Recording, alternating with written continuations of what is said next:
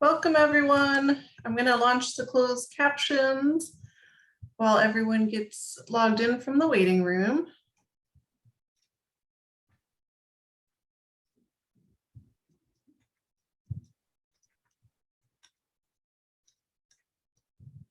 Okay, the closed caption should be up and running. You'll see a red live box on your screen if you want to follow along. Welcome again, everyone. I'm Christy Bagalow, the Director of Statewide Training at Florida Legal Services. And today I am so delighted to have with us Jennifer Broomfield and Jennifer Dain, whom I'll introduce in a second. They are going to be talking to us about the 10th anniversary of the repeal of Don't Ask, Don't Tell. So I'm thrilled to have them both with us. This is such an important topic and such an important milestone. And as I hear from Jennifer Dain, her organization has been working on some really exciting new stuff in this arena. So I'm so glad to have her with us today. I heard Jennifer speak at several webinars during Pride Month, and I thought, oh my goodness, I would love to have her speak to us, but I'm sure she is just way too busy. But I emailed anyway, and she responded right away and was so gracious, and I'm so glad to have her here today. And you all may remember Jennifer Broomfield and I did a short Don't Ask, Don't Tell discharge upgrade training focused on veteran side of things, like for pro se veterans last year. So I'll post a link to that in the YouTube. But today we have Jennifer Dain, Executive Director of the Modern Military Association of America, and she's also an Air Force veteran, and like I said, has just been doing some amazing work. And then we have Jennifer Broomfield, who is a staff attorney at the Veterans Legal Helpline at Bay Area Legal Services. And I'm thrilled to have her with us. That's a great project. They have a great team over there at Bay Area, and I am just delighted to have you both with us today. And without further ado, I will hand it over to Jennifer Dain. Hi, and thank you so much for having me, and excited to be here for the 10th anniversary of the repeal of Don't Ask, Don't Tell. Like she said, I'm a veteran and I've been in this arena. I myself was also investigated under Don't Ask, Don't Tell, but luckily I did not get discharged and was able to finish my career successfully. But I will turn it over to Jennifer unless I need to go into any further. I can go into whatever needs to be said, but I'll let you make an introduction as well, and then we can go from there, I suppose.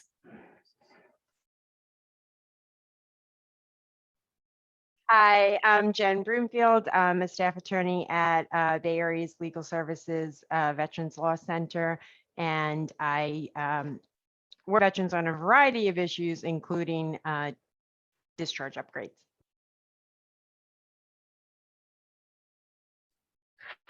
Yeah, so I'll just go ahead and jump into it. Our organization is the Modern Military Association of America. We've been around since 1993. So for folks, I'll just give you kind of a history about why we're here 10 years later for Don't Ask, Don't Tell, and kind of like the landscape of what it looks like right now. So going back in history, we know in 1992, a sailor named Schindler Jr. was docked at the port or the docks of Japan. And during that time, he was doing some communications on a ship and ended up outing himself by saying "too cute to be straight." And in doing that, whenever they docked on the port and they went into a city in Japan, two of his shipmates brutally murdered him until not recognizable. They had to take a lot of DNA samples just to recognize who he was.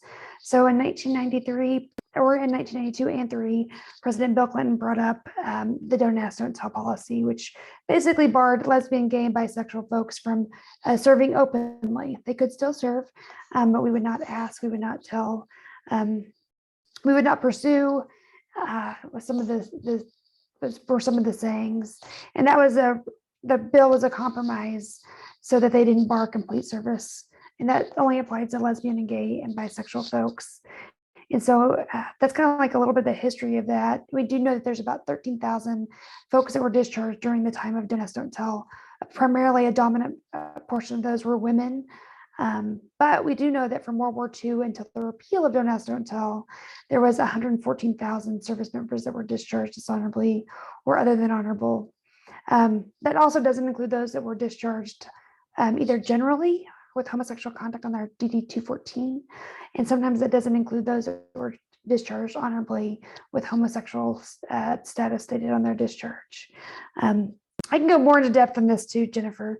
I just don't want to take up the whole airspace, but you just let me know how to proceed with this.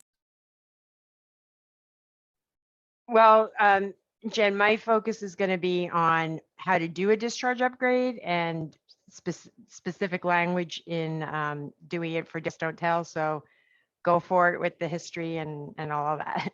Okay, good. I just didn't want to, I wanted to make sure that, there was more space because I could just talk forever. But yeah, so, so Don't Ask, Don't Tell was repealed in 2011. And so the idea was to make sure that we, have open service for lesbian, gay, and bisexual folks. But they didn't go back and look at all those. They didn't automatically upgrade all those discharges. So currently we're sitting at an exorbitant amount of paperwork. We do know that one of the requirements is for you to get the DD 214, which is accessible through the National Archives primarily, unless somebody does have a copy of it. And because of the pandemic, our organization was seeing, lead times of, 6 months to several years because of the pandemic and the shortfalls of that. And recently we did see that the VA did come out and say they would restore benefits for those who were discharged under other than honorable conditions. However, that does not include the DD 214 portion. So although they could potentially get services through the VA, by basically going in and just stating that they were discharged under Don't Ask, Don't Tell, in conditions other than honorable, that doesn't mean that they'll receive services, and that doesn't mean that people will know how to process it. So that's where you all come in and make sure that we, as a organization or the legal assistants, they come in and say, this is what we need to do. Our organization is fighting really hard to make sure that an affidavit is the only thing that is needed, because currently you have to put so much, and I'm sure Jennifer will tell you exactly what to put in there, but what we're seeing is that whenever it does go to any records board of correction, anywhere from, on our organization side, we see about a year to 6 or 7 sometimes, which is, not even reasonable, but we're trying to make some inroads to figure out how do we do this more sustainable? How do we get these 114,000 veterans, or however many you have, because we do know that some have been deceased, and some of them are qualified for so many other benefits. But those are some of the things that we can do. So we do know that there is progress on the VA side. However, the DoD hasn't made that much progress. So upgrading those discharges, it comes down to the legal issue. And that's really where we sit at today, making headway, trying to make it easier. But there is still discrimination that does occur every day for these veterans that just need to have their honor and dignity restored. It's such important work you both are doing on this issue. And I wondered, Jennifer, Dain, if you could speak to what it was like to serve during this time before Don't Ask, Don't Tell was repealed, some issues that have come up that you've seen. People might not be aware, they might know the name of it, but they don't know what that meant on a day-to-day basis and how it affected service, and then how the veteran may have ended up with a bad discharge. Yeah, absolutely. Those are great questions. So I served at the end of the Don't Ask, Don't Tell period, so in 2010, and I had this paper. Let me see if I actually still have it. I just unpacked it because I just got my stuff the other day because I just moved. But it's paper we had to sign that said restrictions on personal conduct in the armed forces. And there's a line in there that says that the member states that he or she is a bisexual or homosexual, and they will be, it goes on to say, like, if you state that, it is homosexual acts. So if you admit that, if you state that you are, or if somebody else finds you to be conducting homosexual acts of whatever sort, that you will be under investigation and discharged. But really what that looked like was a lot of entrapment, a lot of people that were going to bars and trying to coerce. Special investigators from the military would go in and they would, say, give up so many people, and we won't charge you, or your commander would come in and say, would say, we know that you're gay, so you're either going to get kicked out under this policy, or we're going to give you a bad conduct discharge. So there was a lot of things. There was a lot of homophobia that was running rampant in the service. So a lot of the discharges that we see are not only are they maybe dishonorable or other than honorable, but they also have, there's like drug charges that are usually associated with it, or drug, something related to drugs that are on the DD-214s. We also see that there is conduct unbecoming because maybe they retaliated and said like, no, they weren't. We have a lot of men that come to our organization, specifically in the era before Don't Ask, Don't Tell, and during Don't Ask, Don't Tell specifically, that say they were victims of military sexual trauma. So it's trying to figure out how to navigate that, because that wasn't listed on their DD-214s, and that's been undiagnosed in any of their service. So what does that mean coming to them with, not only are you doing this legally, but also with a trauma-informed care approach, because this is like sometimes the first time they ever talk about it with anybody, and doing it in a way that's not re-traumatizing for them. But this looked like various things. I mean, I had a friend that was investigated probably about 6 or 7 times in the span of her career. She is a colonel now and still in the Air Force after so many years, probably 30 plus years. But she was investigated, I think, 6 or 7 times. They would just try to just ask you, even though they weren't supposed to ask, they did. For me, they personally did ask me if I was gay. And so I had to hire an attorney at a different base and had to, basically plead the fifth on the trial that I was going to be a witness in. So that's what it looked like to many veterans. Many veterans still also hold this really close to their vest. They know that it's such a big, they don't even, when they get to the point of coming to ask for discharge upgrades, they're almost, what we see is they're almost at their wits' end, and they just want to have the services that they think they deserve, and they do deserve. And they're most of them we see that are really desperate are those that are at their end of life, and all they want to do is just have their record clean, and just give them back the dignity and honor they deserve, because whenever they have this on their discharge, they don't have any access to the VA medical center, they don't have access to VA home loans. If they're homeless, they don't have access to any VA services for homelessness, and then finally, if they don't have any burial benefits that they should be given. So those are some of the key things that we need to know. But there were so many people impacted by Don't Ask, Don't Tell, to the point where today there is still no research or analysis in the VA or the DoD on specific LGBTQ issues. So in 2022 will be the first time they ever collect any research or analytics on LGBTQ people serving in the military. And I'm gonna see if Christy has more questions. Yeah, it's so important to understand a little bit about how wide-ranging the impacts were. Now, is it correct to say that a lot of veterans who come to you, it doesn't say, discharged for homosexual conduct or something on their DD-214, it may just say persistent misconduct, drug abuse, those types of issues. So you may not know when it comes across your desk the backstory behind it. And because it was so difficult to live a double life during service, it's not surprising that there may be some substance abuse and mental health issues co-occurring. So how do you deal with that? Yeah, so we see that all the time, because maybe homosexual conduct was guised as bad conduct, or, dereliction. I always get the word wrong. So basically a dereliction of service. So I mean, that's a huge thing that's happened that they put on their DD-214. So when you're going into that, we're trying to make it more easy to claim PTSD on if you do benefit claims through the Veteran Benefits Associate or Veteran Benefit Affairs, to have PTSD as a secondary source through Don't Ask, Don't Tell. And we're actually seeing some of those cases actually go through for the first time. Actually, in my personal life, I was asked that for the first time at whenever you apply for VA benefits, this is the first year they actually asked me about Don't Ask, Don't Tell, and they awarded some compensation based on that, which is a step in the right direction. But most of the time, you have veterans that they may have all of these things on their DD 14, and they don't even recognize themselves as veterans either. They kind of want to just put it off and say like, I don't want to remember this time, don't want to, and we have so many stories that come across.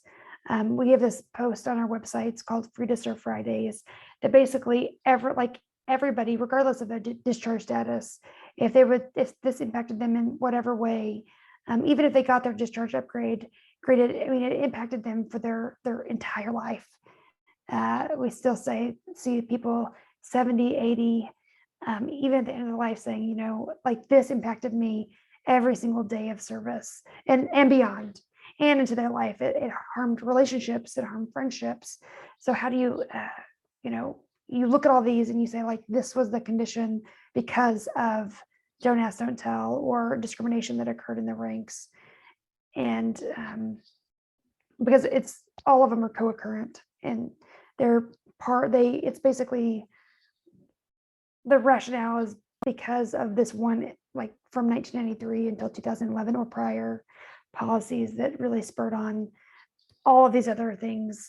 And we're working toward trying to figure out how to get that all included under the auspice of Don't Ask, Don't Tell, and trying to upgrade those as quickly as possible. And that's where you all come in too, because one thing is it's hard to find these people. So when they do come to you, it's really important that, you actually help them. And then secondly, like there's so many benefits that are out there that they deserve that no one knows who these people are. We've tried to get freedom of information requests for records of who these people are, and we have no idea. So, so whenever there is somebody that comes, it's just amazing that you all can help in that sense. That is one of the hardest things, is to find these veterans, and I know they're reaching out to you, so let us know what we can do on the Florida front. I know I have never had a Don't Ask, Don't Tell upgrade case, and I've been doing this for 11 years. So the important thing to remember that Jennifer mentioned is nothing is automatic. Like no matter what changes and what gets repealed and what new regulations there are, nothing is automatic. So the veteran has to take that step, and it's hard. I was just telling this to a group of law students last week.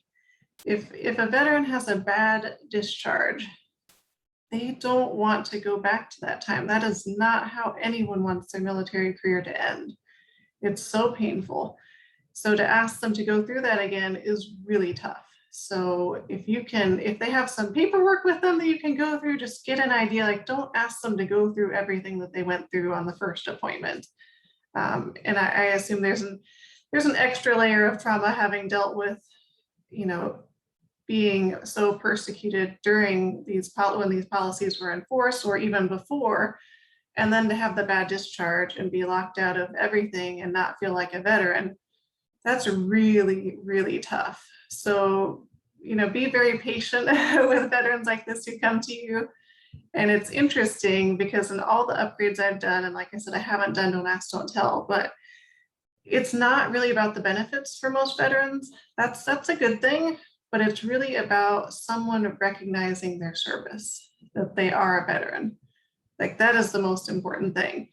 But don't forget that we're here in Florida. So if a veteran is locked out of VA healthcare, chances are they don't have any healthcare. So that's why this work is so important.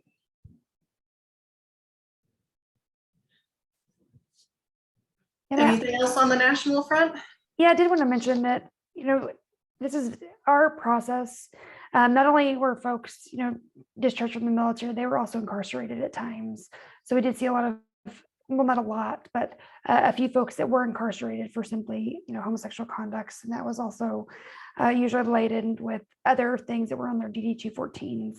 But one thing that I did want to mention is that right now in the UK, about 20 years, their gay ban was implemented and repealed 20 years ago. And so we're 10 years out, and they're 20 years out. But we're still seeing the exact same things occurring in both countries. The UK has made so much progress. They actually took away medals from some of their service members and they incarcerated them at higher rates. And we are seeing that the Queen restored, earlier this summer, we saw that the Queen restored some of the medals for those service members. And there's an organization that's similar over there. It's called Fighting with Pride, who are making so many strides, but they're on the almost at the same level as we are right now. We're, they're 20 years out, but they're still fighting for that justice that they also deserve. So it's really interesting to see the progress on both sides.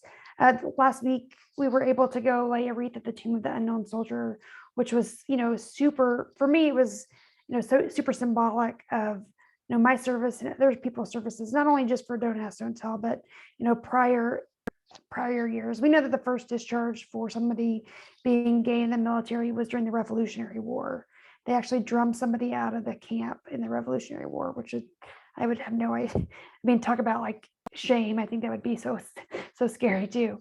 But we also know that there's during, I think like the 50s or the 60s, they also had these things called blue discharges, which disproportionately impacted those that were minorities, especially people of color, Jewish folks and gay folks. And they just put them as blue discharges, which were made general discharges, which still should, we got to go back and look at those too. Most of those people are, at the end of their life too, but just righting the wrongs of history too, eventually, to go back and make sure that those are corrected as well. But just saying like the mirror image though, going back to that, just saying the mirror image of the UK system is quite remarkable, because one of the things that they told us is because of our Don't Ask, Don't Tell policy was a reason why they didn't get their gay ban taken down a lot sooner.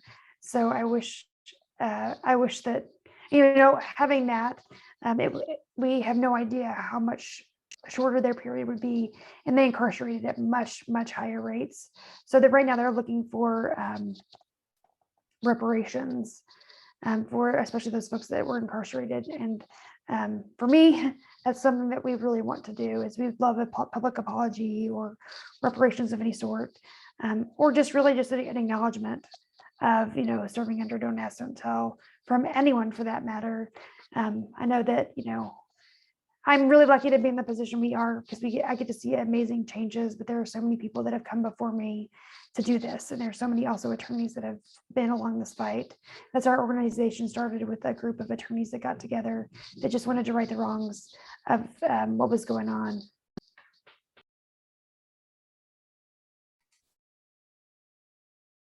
Well, there's a lot of work left to be done, but you all are doing amazing work. You're just always out there educating everyone, and just letting people know that this happened.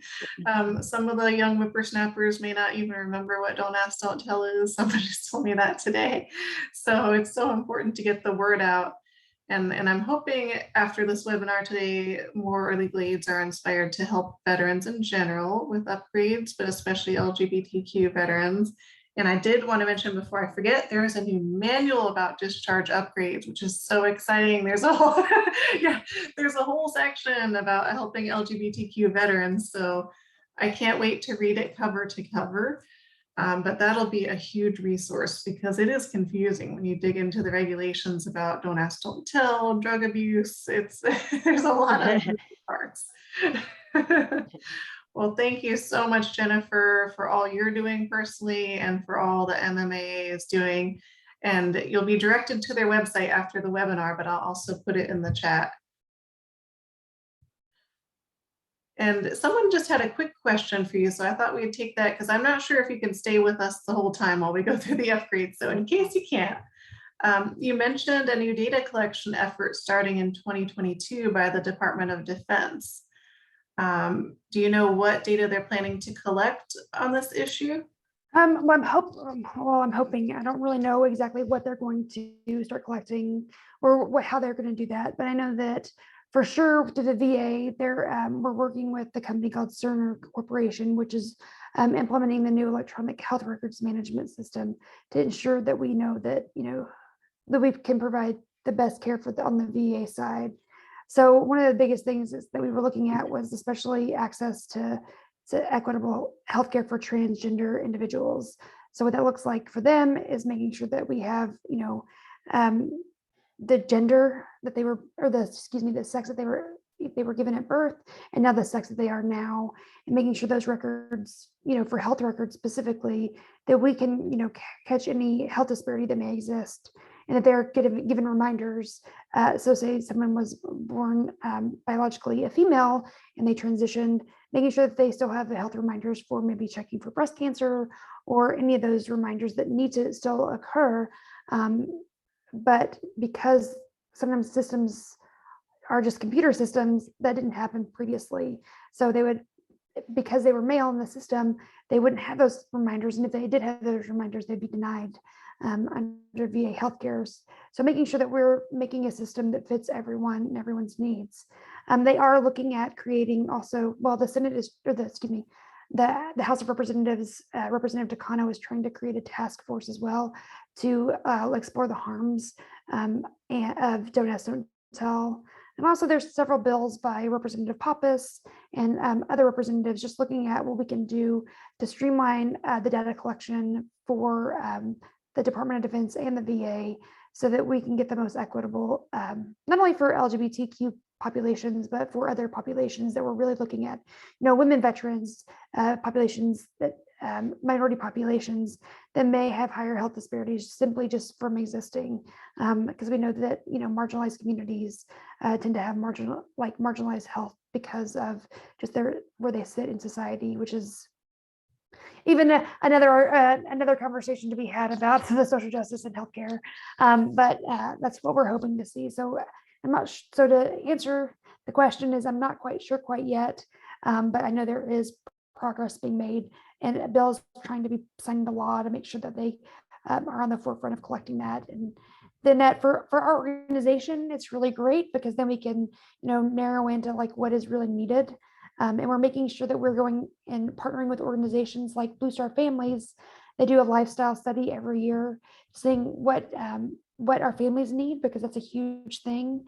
And also partnering with, we're also doing a major study at our organization on veteran home loans and discrimination on that front, and if there is or isn't discrimination and what we can do. And also on infertility care, or fertility care, fertility care and family planning, because we know that those are really interesting spots that we miss out on those. But overall, we just are asking for any representation. We just like to be seen, and any data at this point would be so good to come out of either side. So, and thank you for the question. Great news. So we ready to pass it over to Jennifer Broomfield for our overview of discharge upgrades, which I always say I love, but I hate to say that because they are just the hardest cases, because you're dealing with, like I said, a traumatic end to military service, ineligibility for healthcare, VA benefits. So you kind of got to untangle it all, but it's so powerful when it actually happens. But before she begins, I want to make a quick shout out. One of our attorneys that was previously part of our organization, his name is Peter Pekowski. He's actually on this webinar. I wanted to give him a big shout out because he is one of the leading people that has worked tirelessly on this and did so much good work. So a shout out to him, because he's got so many answers to it. So if we can't get any answer, he's the guy, or actually the person that you turn to, because he's always the discharge upgrade person, and he did so much great work for our organization. So shout out to Peter. Yes, he's the one I reached out to last year around the anniversary when Jennifer and I were doing our little Pro Se Veterans workshop, and he said, sure, let's revisit it next year at the 10-year mark. So I really appreciate both of you just being willing to share your knowledge and get the word out. It's not easy work, but I appreciate you doing it every day. All right, I'll pass it over to Jennifer Broomfield. All right. So I'm going to share my screen, I hope.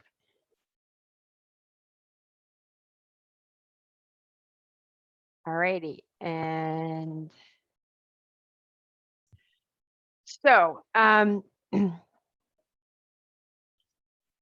this is the 10th anniversary of the implementation of the repeal of Don't Ask, Don't Tell. It was repealed in, I believe, December of the prior year, and then the military was given time to get that going. So September 20th, last Monday, was the 10th anniversary.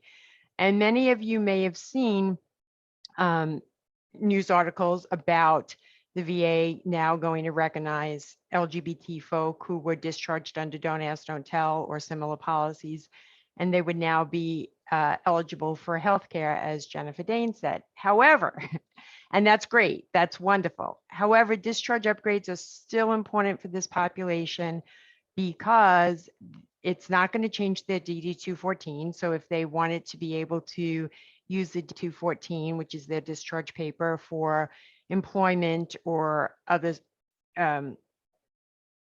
proof of veteran status, that discharge upgrade is still, that discharge paper is still going to say other than honorable or general or bad conduct, right? And also because it only applies, the VA plan only applies if veterans were only discharged under Don't Ask, Don't Tell or a similar policy around homosexuality and not some other issue. And as we talk about this, we'll see oftentimes veterans were discharged, yes, under Don't Ask, Don't Tell, but also because they went AWOL because they were being harassed or because they were using substances to deal with the stress of not being able to be out, not just where they work, but where they live, because the military is where you are 24/7, right?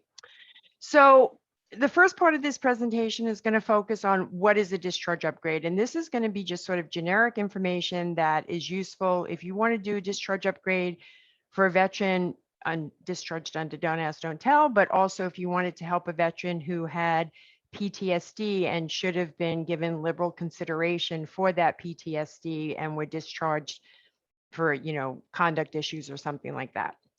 So when you're discharged from the military, there are two levels, right? It could be administrative, which honorable, general under honorable, that's okay, right? You're honorable, you get everything. General, you're going to be eligible for most things. Uncharacterized is if, you know, it was an early discharge, maybe they just, it wasn't a good fit, right? And other than honorable, which is what most of our veterans are dealing with when they were discharged under Don't Ask, Don't Tell. But there's also bad conduct, dishonorable, and dismissal. Every branch has two review boards, the Discharge Review Board and the Board for Correction of Military Records or Board for Correction of Naval Records. And that's where you're going to go to make the discharge upgrade request. And we're going to talk about how to figure out which board to go to in a minute. But why are these discharge upgrades so important? Why are Christy and I so passionate about this work? Well, yes, of course, obviously, access to VA healthcare, disability compensation, GI Bill benefits, housing loans, and other VA benefits that all of these veterans should have been entitled to may not be available to them, even under this new plan. But also, as Christy and Jennifer mentioned, the review of stigma, right? Of not being ashamed of their service to the country. And some people want to be able to re-enlist. And if you were discharged with OTH and other than honorable, you probably have an RE4 code, which means you couldn't re-enlist if you wanted to.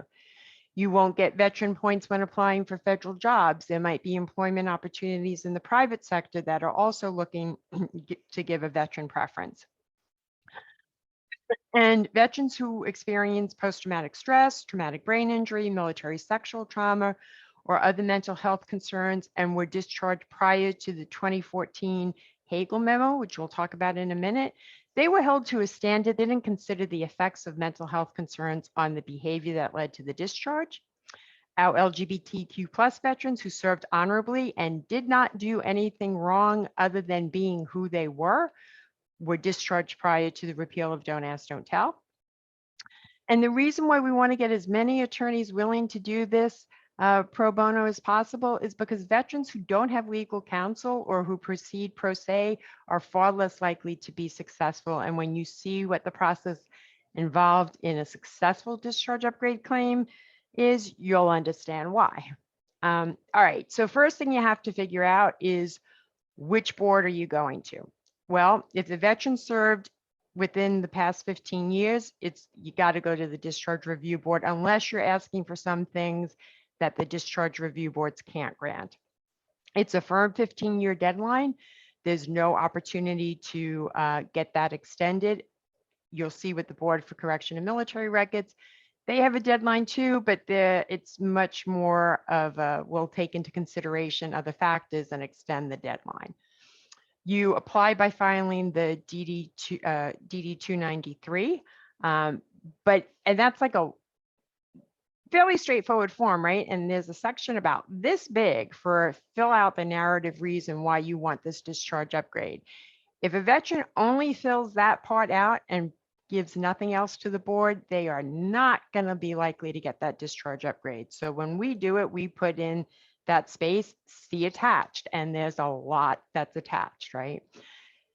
Discharge Review Board can't grant a medical discharge or a military retirement, and they can't review a discharge from a general court martial. General court martial is basically the equivalent of a felony conviction in the civilian world.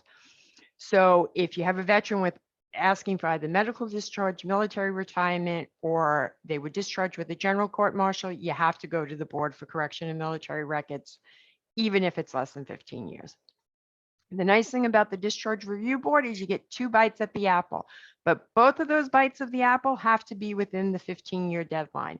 So what are the bites of the apple? One is a record review where you're just, the attorney's writing a brief, the veteran's writing a personal statement, you're submitting all kinds of evidence from mental health records, their official military personnel file, and that's all that's being looked at, right?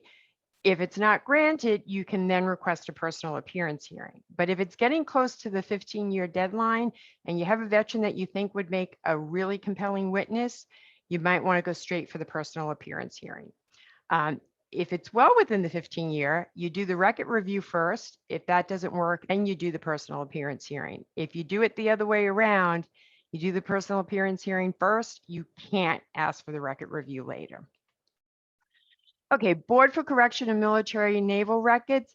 There's a new DD 149, which is the form you have to fill out for them. It is really hard to find online. It's December 2019. If you can't find it, email me, I'll send it to you. The BCMRs require that the veteran exhaust all their remedies with the Discharge Review Boards first. So you have to go there first. But if you've already gone to the DRB, both times you've been denied, Board of Correction and Military Records is kind of your last shot before going to federal court. There is a 3-year deadline from the date of error or injustice is discovered. It's a very waivable deadline, and they will waive it in the interest of justice. They can also waive it if mental health concerns are involved, and they can change the reason to or from medical retirement or disability.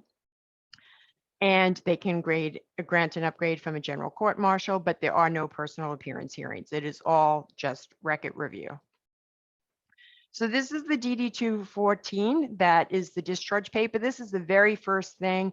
If the veteran you're working with doesn't already have it, you're going to want them to get it, because it's going to tell you, what awards they may have received, right? Because one of the things you want to sort of counterbalance is, okay, they were discharged for this behavior, but look at all the other wonderful things that they did while they were in service. It's going to tell you what down at the bottom, 23, 24, 25, 26, 27, that's going to tell you, and 28, that's going to tell you the type of separation. So OTH, the character of service, the separation authority, and we'll talk more in a minute about what separation authority you want it to be changed to. If you're doing a don't ask, don't tell, the reentry code, and the narrative reason for separation. Those are all things you're going to want to specifically ask be changed. So if you just ask for a discharge upgrade, they're not necessarily going to change separation code. They're not going to necessarily change the re-enlistment code. And if they don't change the separation code or the narrative reason, you may get an OTH upgraded to an honorable, but the new DD 214 is still going to say separated because of homosexual conduct or something else that potentially outs the veteran or has a pejorative cast to it, like substance abuse or pattern of misconduct. So make sure you're asking for all of these changes. So you get a veteran and they say, I was discharged under Don't Ask, Don't Tell, and I want to get a discharge upgrade. These are the kinds of things you're going to want to get. You're going to want to request their official military personnel file, and you can do that through the National Archives that Jennifer Dain referenced earlier by filling out the SF-180. This book, it is practically malpractice to do discharge upgrades without this book. It is just a treasure trove of information.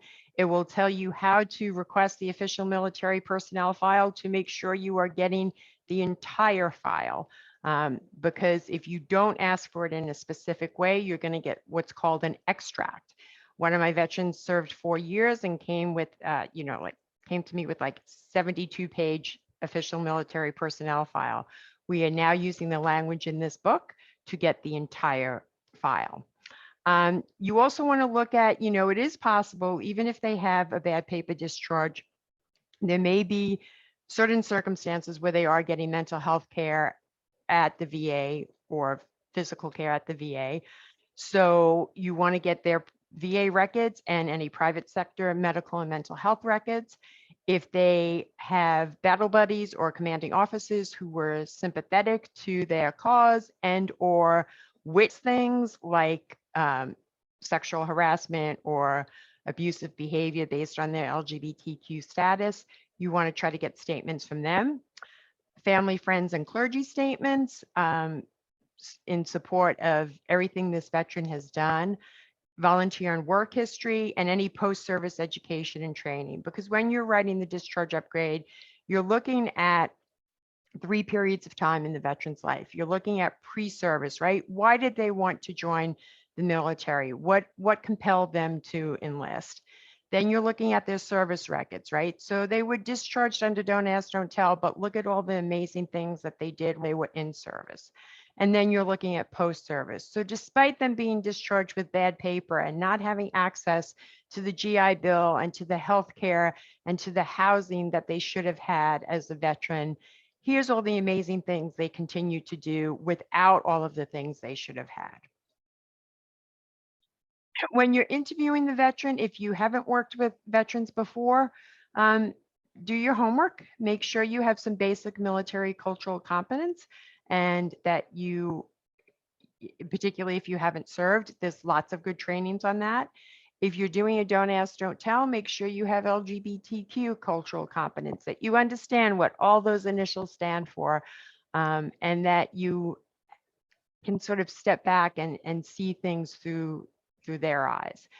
And you want to get trained in trauma-informed interviewing, because I guarantee you, every veteran who has had a discharge because of bad paper, even if it's not combat trauma, they've had some kind of trauma.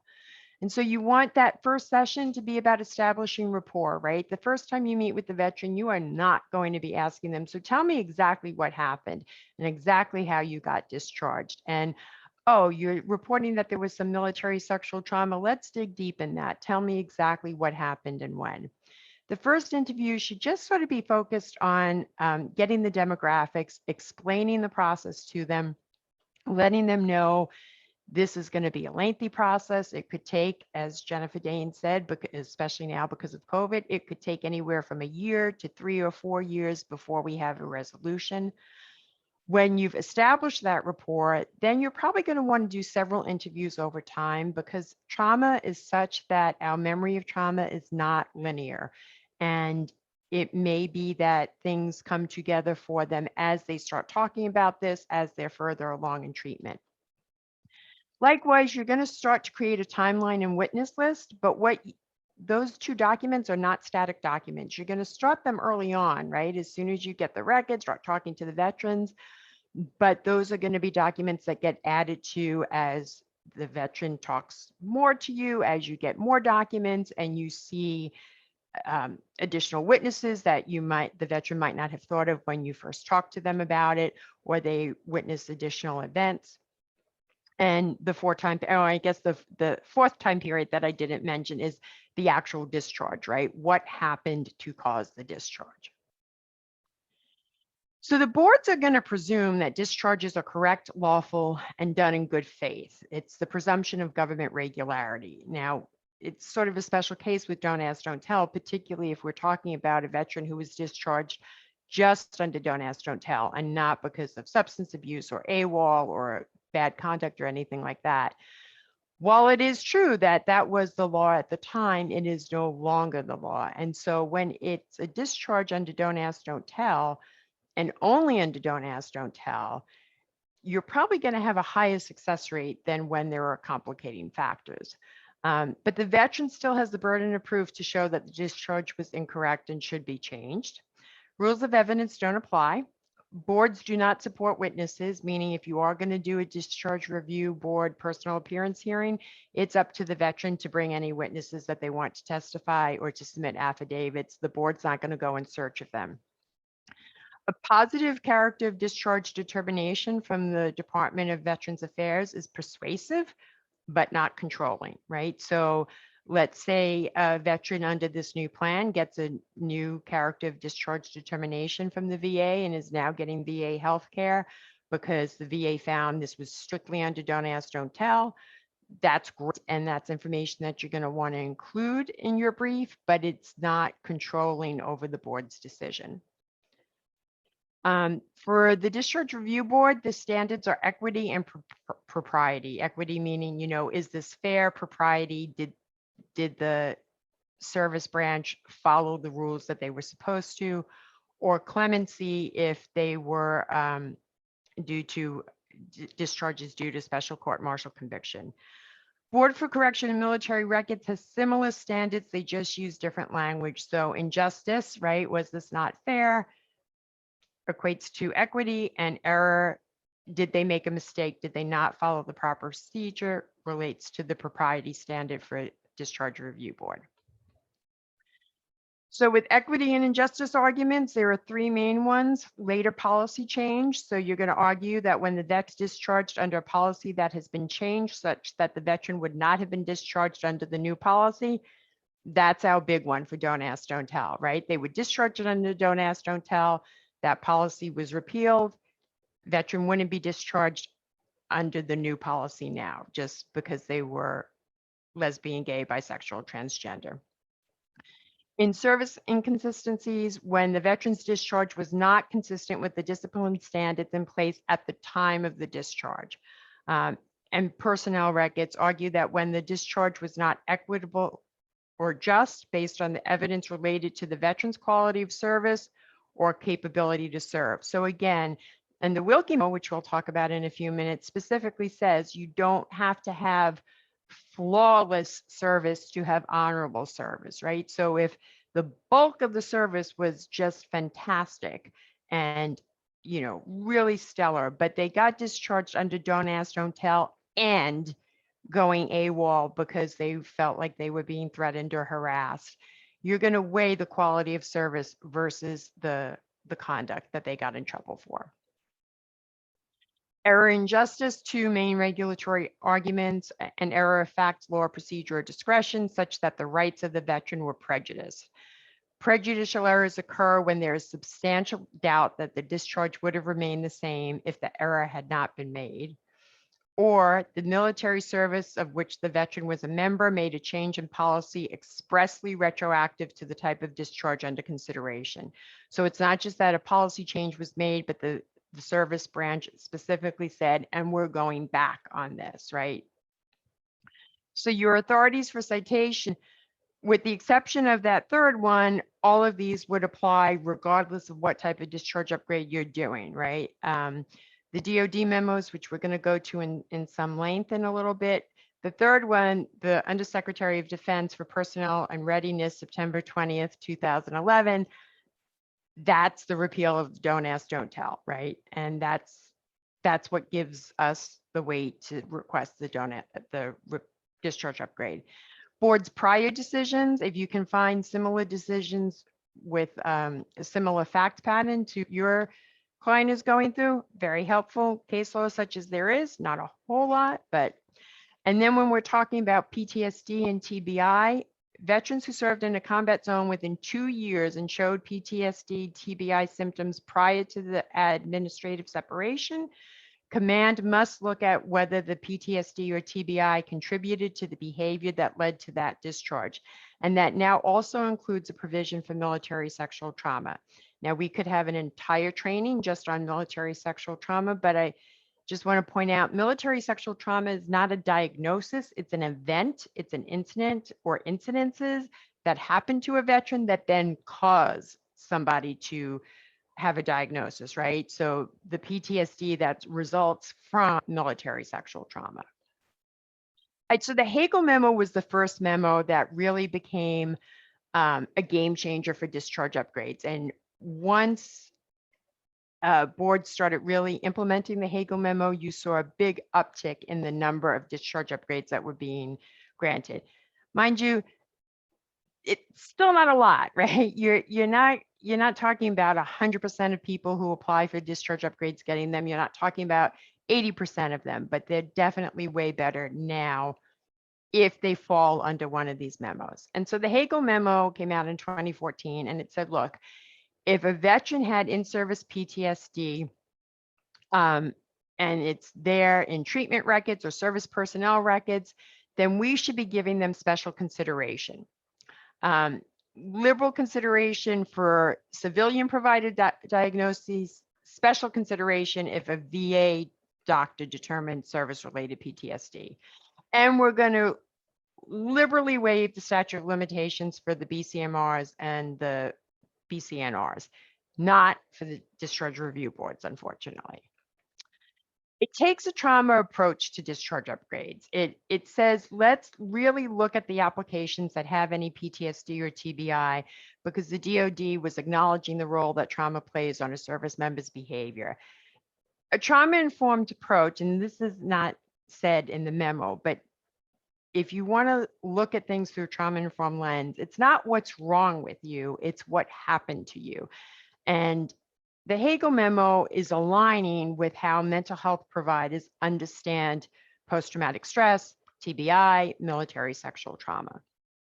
The Carson memo comes out about 2 years later, and it says, you know what, we're going to also waive the time limits for pre-Hagel post-traumatic stress disorder cases. It also says, you know what, we should do a de novo review of any cases that were decided pre the Hagel standard, or any cases post the Hagel standard that for some reason the Hagel standards weren't used. And it specifically lists traumatic brain injury as a condition related to PTSD. Then in August of 2017, the Curtin memo comes out, and it expands mental health conditions to not just be PTSD, but to include things like sexual assault, sexual harassment, depression, and anxiety. So now it's basically any mental health condition. It's not just limited to PTSD. And it confirms that the policy applies not just to the characterization of the discharge, but the narrative reason for the discharge, the separation code, and the reenlistment code. So you can ask for all those things under the Curtin memo. And it requires that Hagel and Carson memo requirements applied to the discharge review boards, the Board for Correction of Military Records, the Board for Correction of Naval Records, and all discharges. Still not waiving time limit for the DRBs. The most important thing for you as a practitioner to take away from the Curtin memo is it gives you a great outline for your brief, right? Because it says, here are the 4 questions that the board should consider regarding mental health concerns. And basically, these are the 4 questions you should be answering in your brief.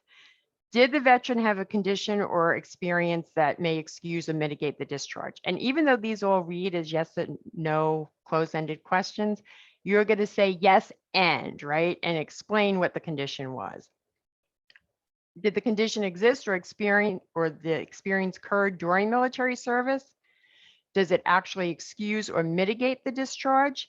And does the condition or experience outweigh the discharge or the reason for the discharge? So again, you know, somebody, combat veteran, experienced significant post-traumatic stress, significant traumatic brain injuries, all kinds of combat awards, and they engaged in minor misconduct, or they smoked weed, or, you know, something like that. Doesn't all that they experienced in that condition, coupled with all of their achievements, outweigh the discharge? The Wilkie Memo is the most recent memo that came out in 2018. And if you haven't read it and you're doing work, go back and read it. When you do a discharge upgrade, reread it every single time, because there's lots of great language in there that you might want to use, like quoting directly, right? And one of them I had mentioned earlier, an honorable discharge characterization does not require flawless military service, right? It recognizes that we're all human, we all make mistakes. It provides standards to focus on fairness and second chances. Relative severity of some misconduct can change over time, thereby changing the relative weight of the misconduct. And the Wilkie Memo specifically notes marijuana use being one of these types of misconduct. And it acknowledges that similarly situated service members may receive disparate punishments. Again, kind of giving you a hook for making arguments based on racial discrimination, LGBTQ discrimination, and it directs the boards to specifically consider post-service conduct. So you're looking at the whole person, not just the specific incidents that led to the discharge. So I'm not going to go into too much detail on this. I'm sure Christy will make the slides available. This was a recent class action lawsuit, which is going to have big implications on how discharge upgrades are processed. And applicants, the Army has to get in touch with applicants and let them know, remind them that they can seek legal counsel, and what decision letters have to look like if it's based on insufficient CURTA evidence. Okay, so now let's focus on why we're here, right? Discharges based on LGBTQ plus status. So there are different types of discharges that an LGBTQ vet might have. There's relevant memorandum that we want to look at, and there's sample language that you're going to want the veteran to include in their statement.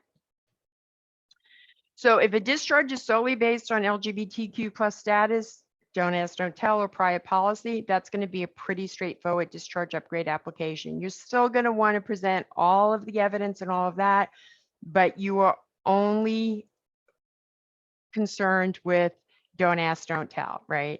You're not having to worry about other policies, because that repeal memo of September 20th, 2011 specifically says to be eligible under this, it has to be that they were discharged under don't ask, don't tell, or prior policy, and there's no other aggravating factors, right? No other misconduct, no sexual assault or sexual harassment or substance abuse or AWOL, none of that, right? It has to just be based on don't ask, don't tell. So that's the easy one, or relatively easy one.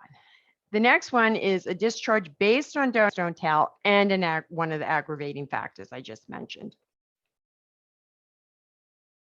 You're going to have to deal with both of those. You can't ignore the aggravating factors and just say, well, because don't ask, don't tell was repealed, you should grant the discharge upgrade. That's going to fail. You're going to have to address the aggravating factors and use, which is why I went into some detail about Hagel, Carson, CURTA, and Wilkie memos. Use those memos to support if there's mental health issues going on or things like that. But then there are some veterans who were discharged because of the emotional toll that don't ask, don't tell had on them, but they were charged for something other than don't ask, don't tell. For example, substance abuse, if they were self-medicating because of the emotional toll. And again, you're going to need to focus on those 4 memos that we talked about to support that position. Pretextual discharges are where they really were being discharged because of their LGBTQ status, but the reason for the discharge given is something else, right? Like maybe pattern of misconduct or something like that. And this is especially an issue for transgender and gender nonconforming veterans. Going to be a little bit more difficult to be able to prove that it was pretextual, but again, that goes into really doing your homework with the veteran and doing the research.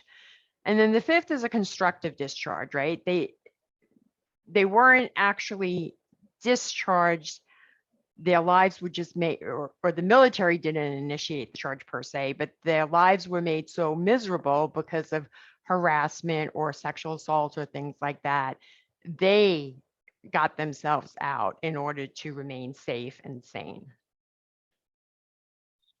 So this is the memo. This is, what you're going to focus on. And it says Service Discharge Review Board should normally grant requests to change the narrative reason. And so you're going to change it from to secretarial authority with the separation program designator of JFF. So you're going to change it from whatever that was, pattern of misconduct or whatever. You're going to change the accusation of service to honorable. The RE code should be immediately eligible to re-enter, but the original discharge has to be based solely on don't ask, don't tell or a similar policy, and there were no aggravating factors in the record. There's some, and this book talks about in the LGBTQ chapter, some other forms of relief you might want to consider asking for. While they're not commonly granted, it can build an administrative record to support a challenge if you decide to take the case, or the veteran decides they want to take the case to federal court. And they may want to ask for a removal, correction, or expungement of materials from the applicant's military records that are inconsistent with the favorable decision, an adjustment of a separation date to provide active duty credit for the remaining period of service contract terminated by discharge, right? So if they were discharged early, but only because of don't ask, don't tell, they hadn't done anything else wrong, hey, you should give them the rest of that active duty credit. And back pay for the remaining period of service contract terminated by discharge. Again, none of these have been super successful, but the reason the Hagel memo came about was because lots of veterans and their advocates kept making discharge upgrade applications based on PTSD. And that's how the Hagel memo came about, right? If we want good memorandum on LGBTQ status or racial discrimination, we have to keep making the hard asks. And on September 20th, 2016, so 5 years after the repeal, the Undersecretary of Defense sent a letter to service members, veterans, and families saying, please seek this discharge upgrade. But we know that there are far too many veterans who received bad paper under don't ask, don't tell, who still haven't made that ask. And so that's why it's so important that we reach out to all of you and ask, if a veteran walks in your door with this issue, if you can help them get to somebody who can. So the rest of these slides, I'm just going to read a couple of them and then just sort of go through them because you all can read on your own time. But this is the sample language, and much respect to Swords to Plowshare. They did a great training last June, and we borrowed their language. This is language that the veteran should be including in their statement. My discharge is inequitable. So if you're applying to the Discharge Review Board, you want to use equity language, because the sole reason for it was my admission that I engaged in homosexual activity and there were no aggravating factors alleged in my discharge paperwork. Further, my record reflects high marks for my service. I have therefore met the requirement that the sole reason for my discharge was due to my homosexual act or admission. Please upgrade my discharge characterization to honorable. Change the narrative reason for separation to secretarial authority, the separation code to JFF, and the RE code to RE1 or RE1J if you were United States Air Force. The other statement you want to have, under Secretary of Defense memo dated 1/28/2001, states that sexual orientation is a personal and private matter. So please do not include any remarks on my new DD 214 that make it obvious that it was corrected. Such remarks will naturally result in inquiries as to why. And that's because if it says something like homosexual conduct removed, that's going to help the veteran every time they use their DD 214. Similar kind of language for the DD 149 if you're going to the Board for Correction of Military or Naval Records, but again, you're using language that reflects that board as opposed to the DRB. And if you're asking for the extension of time because it's been more than 3 years, here's the language you're going to use for the DD 149. Even though I was discharged, X number of years ago, I only recently learned that I could apply for a records correction. Having homosexual conduct on my DD 214 has hurt my employment opportunities and prevented me from accessing veteran services. Having my discharge upgraded and the narrative reason for the discharge changed would lift these barriers in my life. In the interest of justice, I request that you consider my application. Now, what if you have an aggravating factor, right? It's not just the don't ask, don't tell.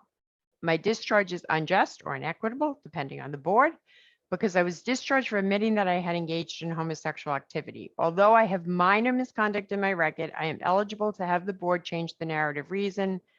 And, you know, again, please don't put anything in there that's going to make it obvious as to why the DD 214 was corrected.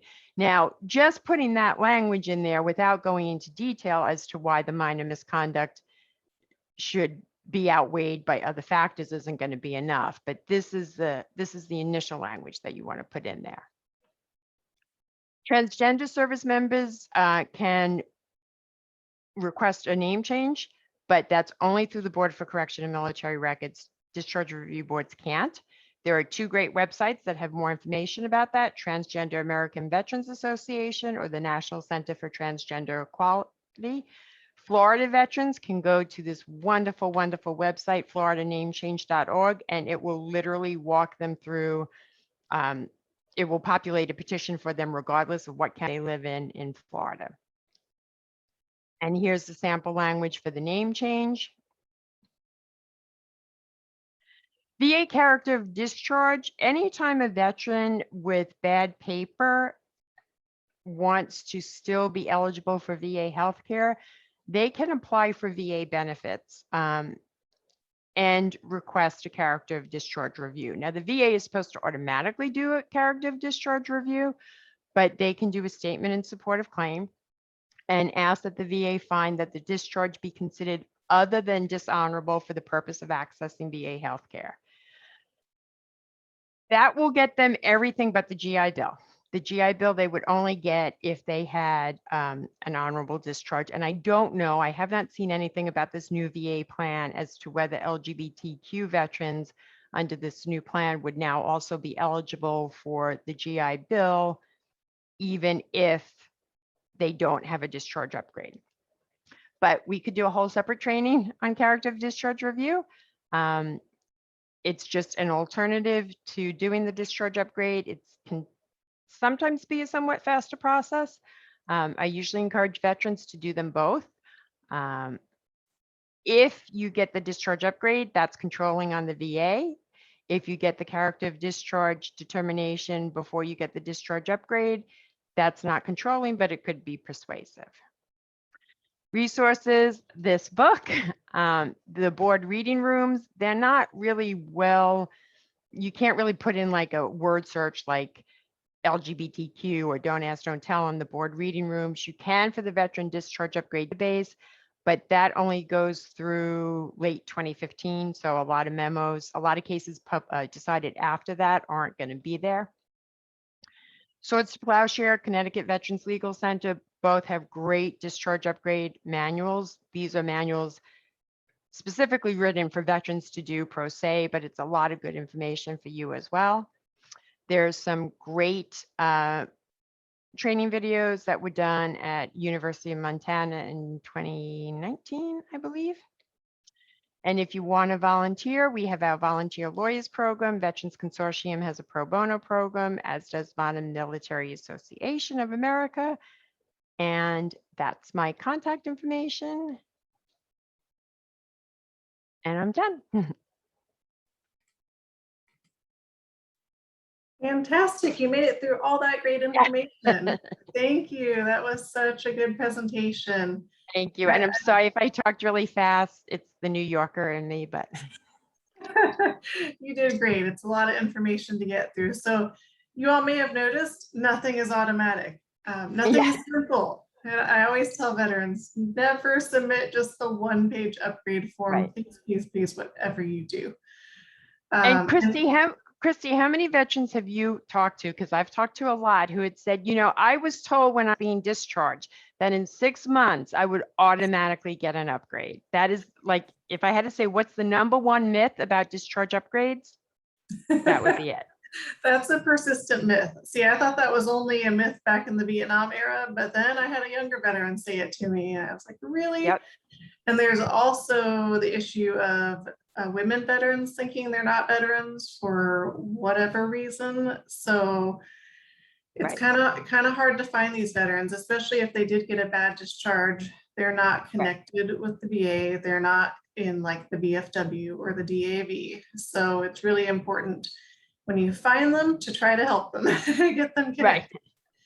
And I didn't want to forget, Peter Perkowski put in the chat that if they get a positive character of discharge, like you were talking about under the new regulations, they will not be eligible for a GI Bill education benefit, cemetery benefits. I didn't think so. Yeah, I didn't think so. I thought that was going to be too much of an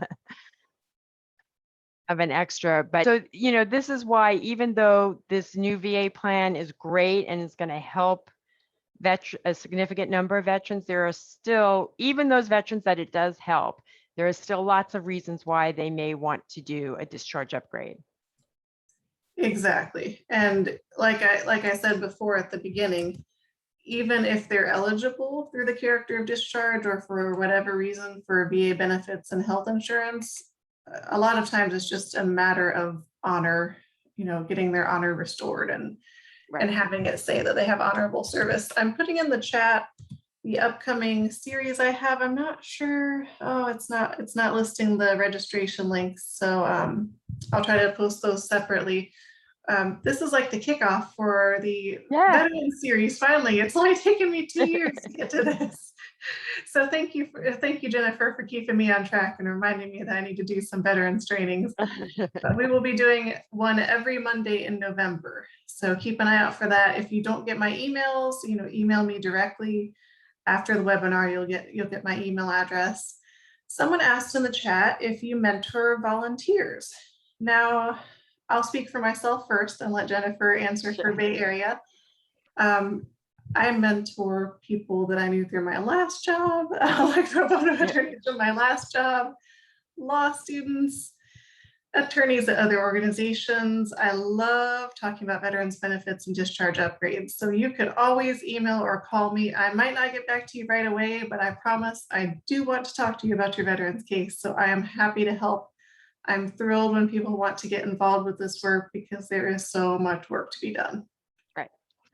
And while the volunteer lawyers program for Bay Area is kind of a separate program from the Veterans Law Center, and I believe my team leader is actually on this call, but I would be happy, you know, I will talk about discharge upgrades all day, every day to anybody who will listen. So I didn't know that it would per se be a formal mentoring, but Christy has helped me incredibly on my discharge upgrade cases. So there's a lot of people out there who are willing to help people figure it out. You can't say we didn't warn you. Both of us will talk your ears off about veteran stuff if you let us. Just give us a chance. So that same person asked if you have a need for volunteer paralegals. I imagine so. Like I said, Bay Area has a wonderful team. I'm doing training as my full-time job and veterans as my part-time job right now. So Bay Area would be better suited to having you help with that. But thank you for offering.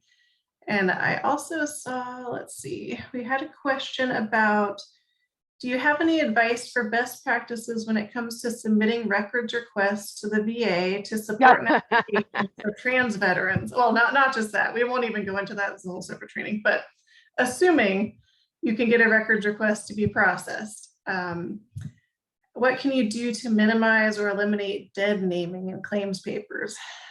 Yeah, any ideas? Because I don't know how to get around that. The military will latch on to whatever name you served under, and that is it forever in my experience. Like no matter what you submit to them, they just call them by the old name.